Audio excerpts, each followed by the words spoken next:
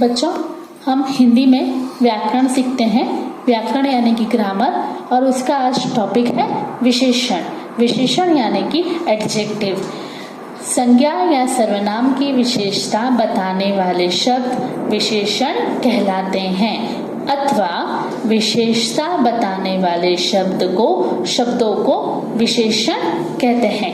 संज्ञा या सर्वनाम, नाउन या प्रोनाउन की विशेषता बताने वाले शब्द विशेषण कहलाते हैं। जैसे कि यहाँ पे एग्जाम्पल दिया है कि मेरा घर सुंदर है, तो यहाँ घर की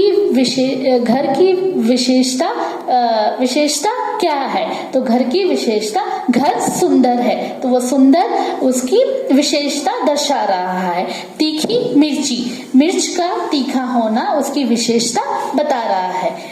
मीठी जलेबी का मीठा होना उसकी विशेषता दर्शा रहा है। जैसे कि और एक एग्जाम्पल, कड़वा करेला, तो करेला कड़वा होना उसकी विशेषता दर्शा रहा है। तो ऐसे शब्द जो संज्ञा की विशेषता यानी कि संज्ञा यानी कि नाम, संज्ञा यानी नाउन यानी उसकी खास बात, उसकी खासियत बताने वाले शब्द को विशेषता कहते हैं। विशेषण के 4 भेद हैं, जिसे हम एक एक करके सीखेंगे। विशेषण के 4 भेद हैं, हम एक एक करके भेद सीखेंगे। सबसे पहला भेद है गुणवाचक विशेषण।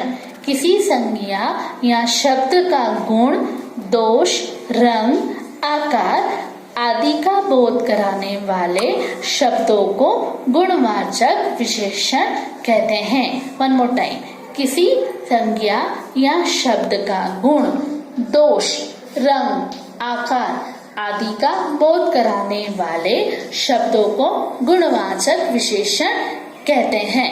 उदाहरण यानी कि एग्जाम्पल, प्राचीन, सुंदर, चतुर। रेखा चतुर है, तो यहाँ रेखा की क्या विशेषता, क्या गुण दर्शा रहे हैं कि रेखा चतुर है, तो चतुर हुआ गुणवाचक विशेषण। विशेषण का दूसरा रूप संख्यावाचक विशेषण। संख्या का बोध कराने वाले शब्दों को संख्यावाचक विशेषण कहते हैं। वन मोर टाइम, संज्ञा की यानी कि नाउन की संख्या का बोध कराने वाले, दर्शाने वाले शब्दों को संख्यावाचक विशेषण कहते हैं। राहुल के पास 4 चॉकलेट थी, तो यहाँ पर 4 संख्या दर्शा रहा है, इसीलिए संख्या का ये हो गया संख्यावाचक विशेषण।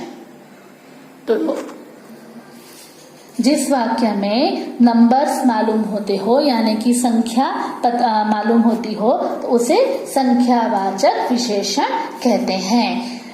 तीसरा रूप परिमाणवाचक विशेषण।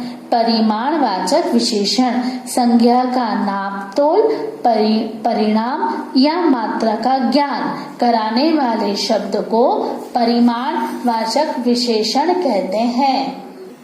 संज्ञा का नापतोल यानी कि नाउन का नापतोल यानी कि वजन, वेट का परिणाम या मात्रा यानी यहाँ पर हमारी हिंदी वाली ई की मात्रा नहीं। जैसे हम कहते हैं आपने दवाई कितनी मात्रा में खाई, तो वैसे यहाँ एक मेजरमेंट है, उसे हम कहते हैं परिमाणवाचक विशेषण। इसका उदाहरण है थोड़ा, बहुत, कम, अधिक। तो यहाँ पर मीना को थोड़ा बुखार था, तो यहाँ पे थोड़ा दर्शा रहा है परिमाणवाचक विशेषण। चौथा रूप सार्वनामिक विशेषण। जब कोई सर्वनाम शब्द संज्ञा शब्द से पहले आए तथा वह विशेषण शब्द की तरह संज्ञा की विशेषता बताए, उसे सार्वनामिक विशेषण कहते हैं। वन मोर टाइम, जब कोई सर्वनाम शब्द संज्ञा शब्द से पहले आए तथा वह विशेषण शब्द की तरह संज्ञा की विशेषता बताए, उसे सार्वनामिक विशेषण कहते हैं।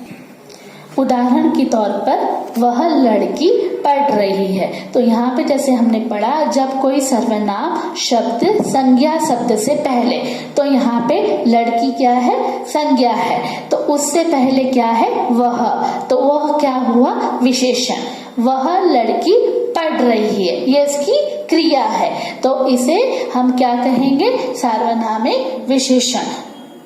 ये जो सर्वनाम है वो संज्ञा की विशेषता बता रहा है।